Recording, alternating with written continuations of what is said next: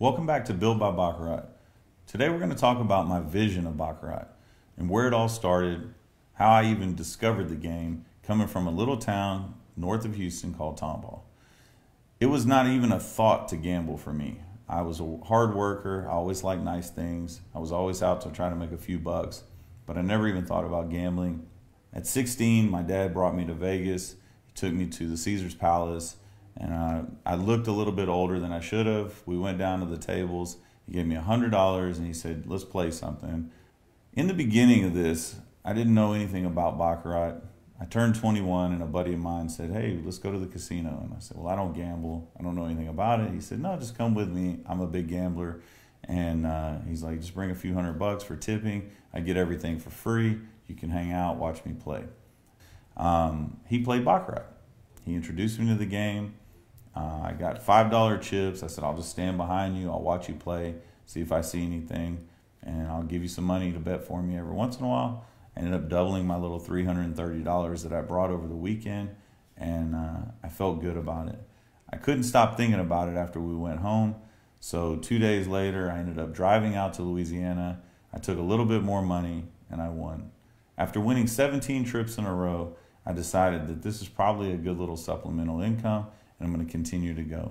So every day I would get up about 4:30, and I would drive 2.5 hours to Louisiana. I would play a little bit, win, and leave.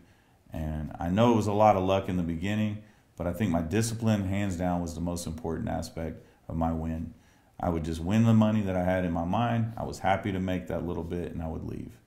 The longer you sit in a casino, the more advantage they have. So if you would hit and run, it was just natural for me to just get my money and leave. I wasn't there to have fun. I wasn't there to enjoy the property. I just wanted to win and leave. One and done is what I call it. Later on, years later, I actually came up with, I'd rather win a little a lot over a lot a little, and that greed is what kept me going back to the casino and having a bankroll.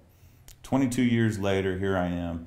I'm still a winner, and there's a lot more here than what I've realized. I broke the game down. I actually took the time to develop my strategy that I have.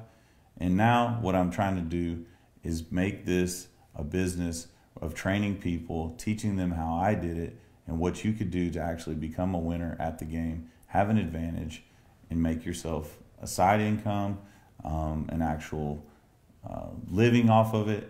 And it's definitely given me a good life.